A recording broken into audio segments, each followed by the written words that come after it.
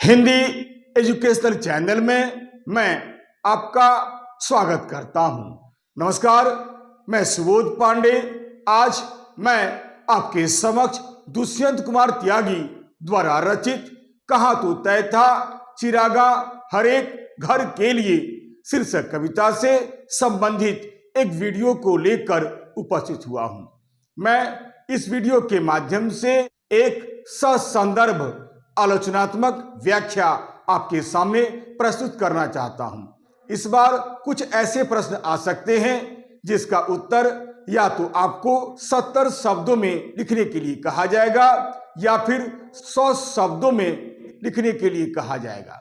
जो भी हो, इस वीडियो को देखकर आप आवश्यकता अनुसार घटा बढ़ा सकते हैं। इसलिए इस वीडियो को आप शुरू से लेकर अंत तक देखने का प्रयास करें और समयानुसार काम करें। तो चलिए समय नहीं लेते हुए मैं शुरू करता हूं।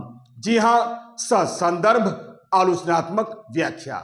हमारा प्रश्न है, वे मुतमईन है कि पत्थर नहीं पिघल सकता, मैं बेकरार हूं आवाज में असर के लिए। प्रश्न है, इन पंक्तियों का ससंदर्भ आलोचनात्मक व्याख्या प्रस्तुत कीजिए। जी हां, व्याख्या करने के लिए यह जरूरी है कि मैं सबसे पहले कठिन शब्दों का अर्थ बता दूं ताकि व्याख्या समझने में आपको कोई दिक्कत न हो। जी हां, शब्दार्थ है मुतमईन यानी इत्मीनान से या विश्वास से भरे हुए या दृढ़ निश्चय वाली। पत्थर पिघल नहीं सकता यानी दया की भावना उत्पन्न नहीं हो सकती है। बेकरार यानी बेचैन या व्याकुल। असर यानी प्रभाव पैदा करना। जी हां, शब्दों का अर्थ बताने के बाद मैं पहले की भांति संदर्भ और प्रसंग भी बता देता हूं ताकि व्याख्या करने में और व्याख्या समझने में आपको कोई दिक्कत न हो। जी हां, संदर्भ। प्रस्तुत पंक्तियां हमारी पाठ्य पुस्तक, यहां पर आप पाठ्य पुस्तक का नाम दीजिएगा जो पुस्तक आपके यहां पढ़ाई जाती है, के पाठ कहाँ तो तय था चिरागा हर एक घर के लिए नामक शीर्षक कविता से ली गई है। इस कविता के रचनाकार दुष्यंत कुमार त्यागी जी हैं।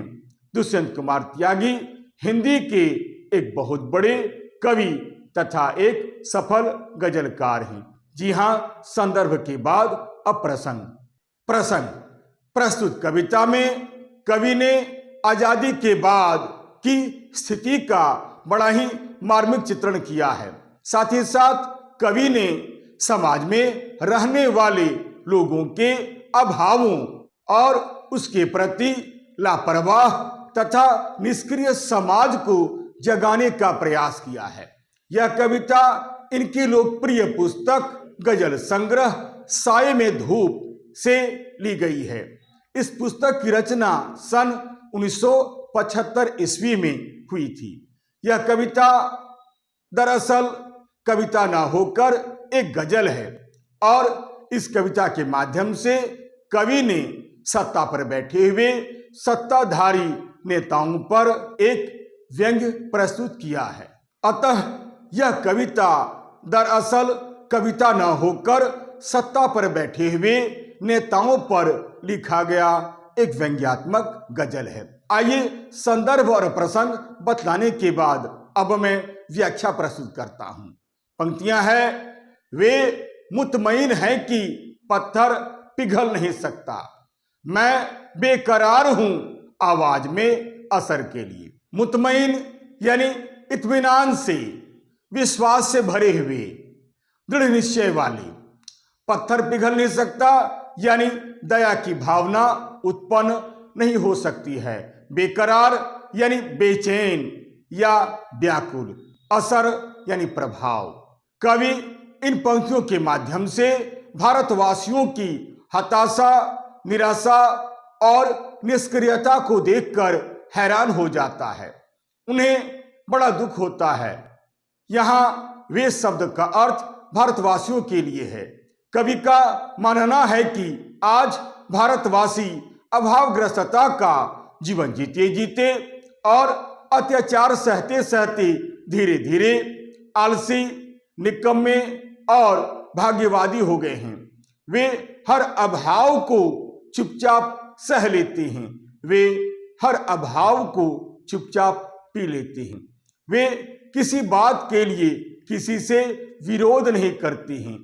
वे मुतमईन हैं कि पत्थर पिघल नहीं सकता।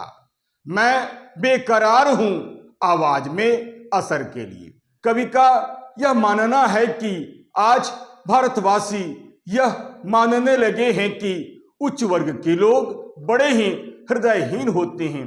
उनमें गरीबों के प्रति तनिक भी दया की भावना नहीं होती है। उनमें गरीबों के प्रति तनिक भी सहानुभूति की भावना नहीं होती है। अर्थात समाज का हर शोषित पीड़ित वर्ग उच्च वर्ग को पत्थर के समान कठोर मानता है।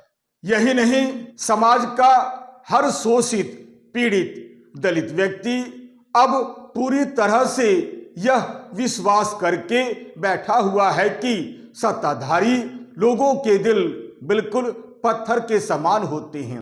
उनमें दया, प्रेम, करुणा तथा संवेदना की भावना बिल्कुल नहीं है।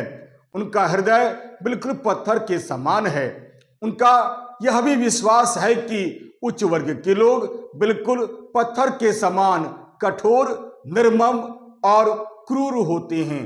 वे कभी भी गरीबों के प्रति दया की भावना नहीं रखते हैं।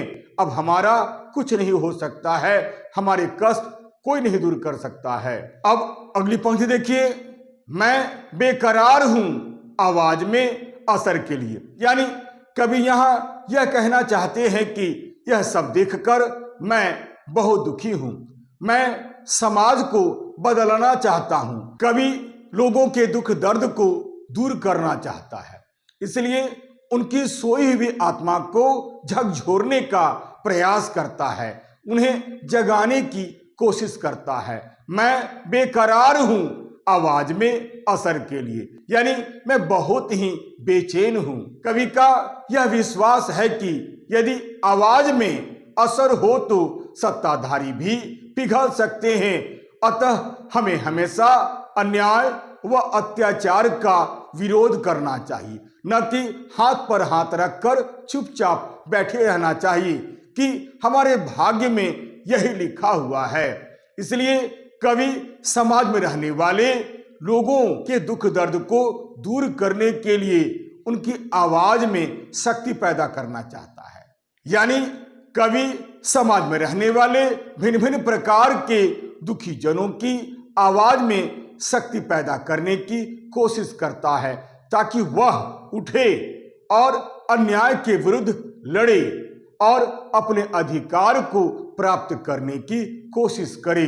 तभी हमारा जीवन बदल सकता है, तभी हमारा समाज बदल सकता है, तभी हमारा समाज बदलेगा, लोगों के दुख दर्द दूर होंगे। कवि यही चाहता है कि समाज का हर व्यक्ति सुखी जीवन व्यतीत करे। कवि चाहता है कि समाज का हर व्यक्ति सम्मान पूर्वक जीवन यापन करे, और इसके लिए जरूरी है कि वह अपने ऊपर होने वाले अन्याय व अत्याचार का खुलकर विरोध करे। और कवि यही चाहता है। यहाँ इन पंक्तियों का यही अर्थ है। यदि आपको यह वीडियो अच्छा लगता है, उपयोगी लगता है, सारगर्भित लगता है, तो आप इसे लाइक करें, शेयर करें और तो और सब्सक्राइब करना बिल्कुल नहीं भूलें। तब तक के लिए नमस्कार, धन्यवाद।